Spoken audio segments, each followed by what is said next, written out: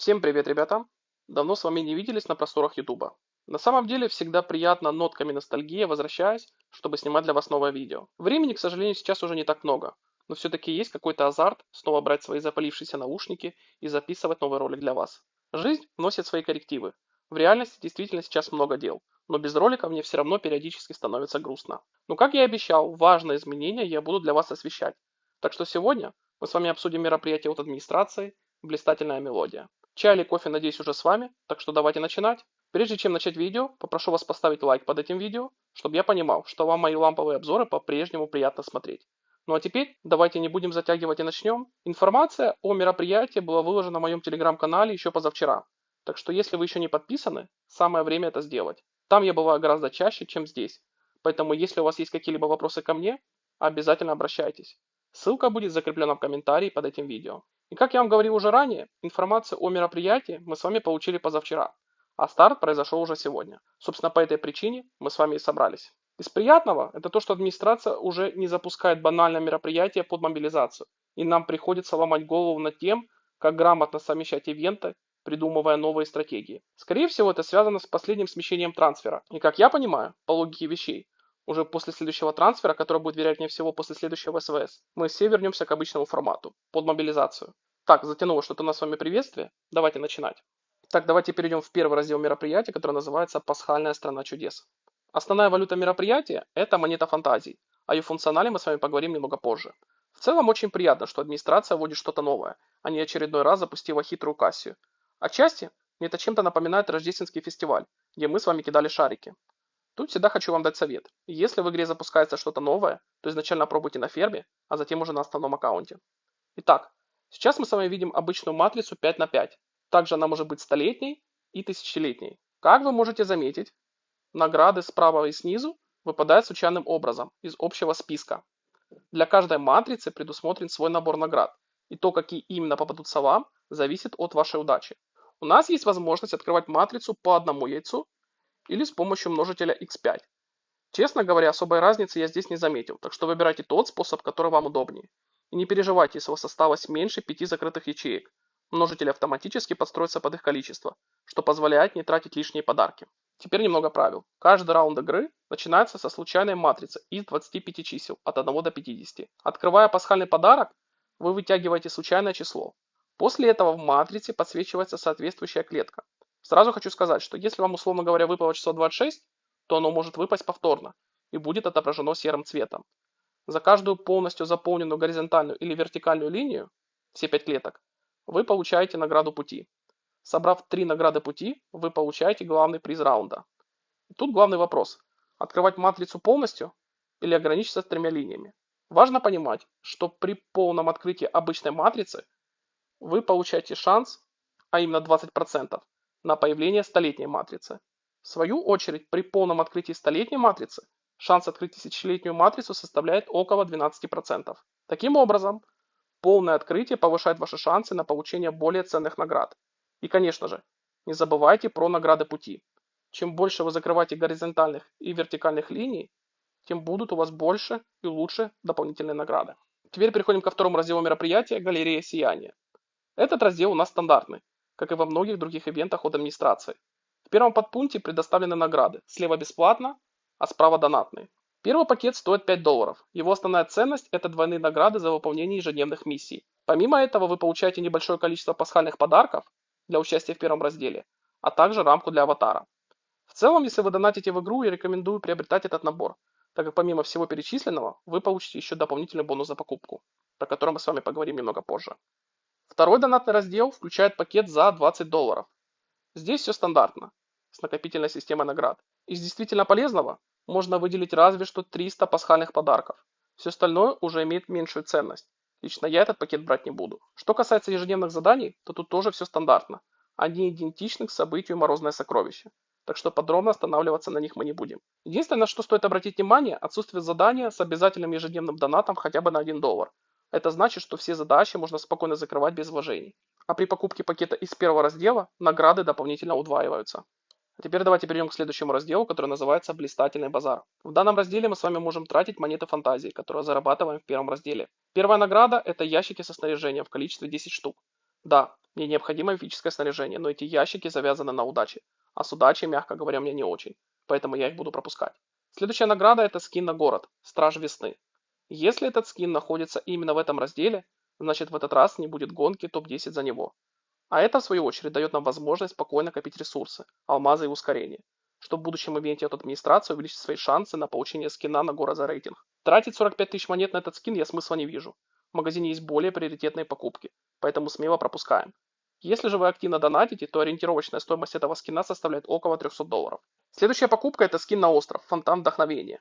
Его обязательно берем, а затем прокачиваем с помощью общих фрагментов украшений. Далее идет анимированная эмоция. Вы мое мнение знаете, я это пропускаю. А теперь самое интересное. На что тратить накопленные ресурсы? Один огненный кристалл стоит 15 монет, а один мифрил 800. Если посчитать, то за стоимость одного мифрила можно взять примерно 53 огненных кристалла. И тут уже выбор за вами. Но лично для меня он очевиден. И я буду брать мифрил. Мифические фрагменты, камни эссенции и ящики со снаряжением я брать не планирую. Считаю это не самым выгодным вложением. Также стоит обратить внимание на проектные планы и чертежи талисмана. За те же 800 монет можно взять либо 40 проектных планов, либо 40 чертежей талисмана. В целом выглядит неплохо, так что все зависит от ваших текущих приоритетов. Если подводить итог, я бы выделил три основных варианта.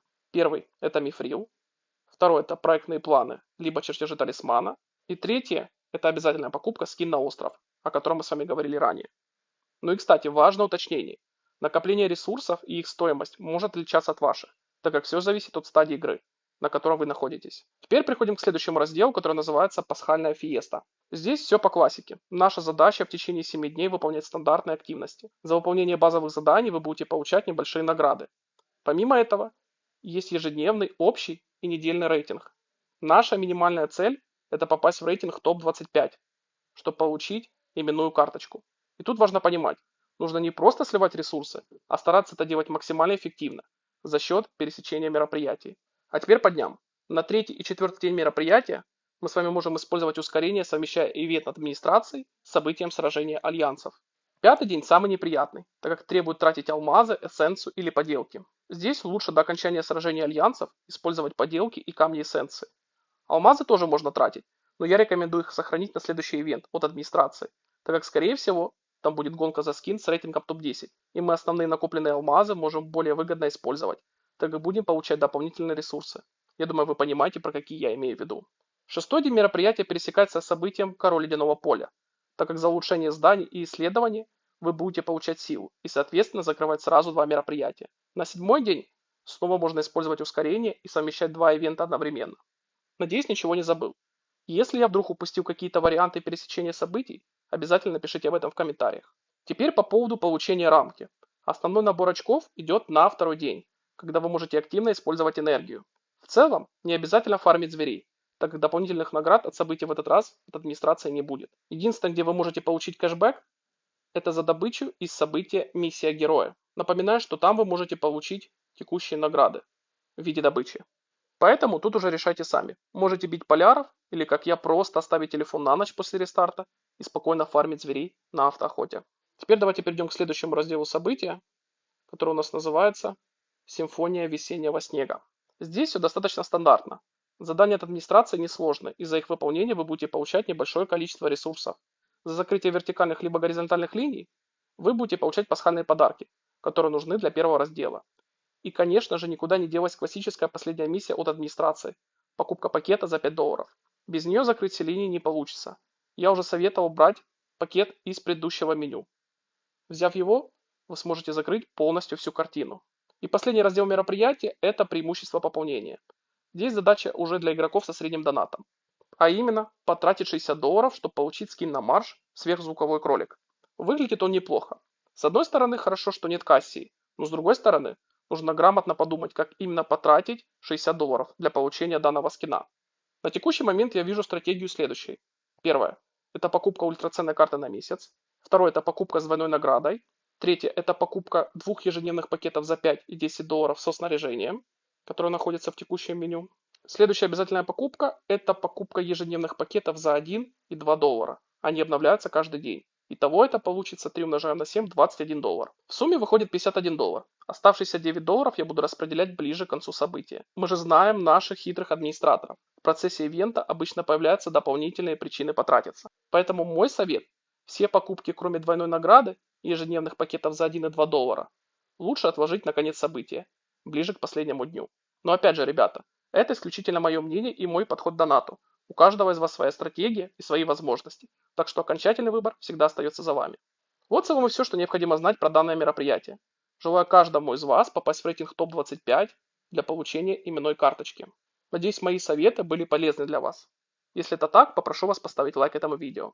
Также обязательно напишите в комментариях свое мнение об этом ивенте. Лично мне всегда приятно, когда администрация вводит что-то новое, как произошло с форматом матрицы в этот раз. Хотелось бы, чтобы такие нововведения появлялись чаще, а мы с вами вместе разбирались, как максимально эффективно проходить события.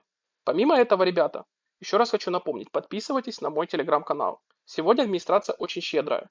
Пока я снимал вам ролик, администрация выпустила 3 подарочных кода, а где, как не в моем телеграм-канале, можно оперативно получать подарки. Ну а на сегодня все, ребята. Хотя нет, давайте с вами испытаем удачу. Честно сказать, я очень близок к VIP 12 уровню. Времени, как я говорил на ролике, у меня снимать уже не так уж и много, но давайте с вами испытаем удачу. Благодаря подарочным кодам от администрации сегодняшним, у меня накопилось 50 ящиков удачи со снаряжением. И если в этом ящике выпадет одно мифическое снаряжение, то ролику про VIP 12 и дальнейшие мои действия и планы быть. Давайте пробовать и посмотрим, что из этого выйдет. 2 мифических снаряжения. Ну, ребята, это судьба. Ожидайте ролик про VIP 12 и мои дальнейшие мысли, как я буду использовать свои алмазы. Честно сказать, я удивлен. 2 мифических шмотки мне давненько не выпадали. Ну а теперь точно. На сегодня все, ребята. Всем спасибо за просмотр и всем пока-пока.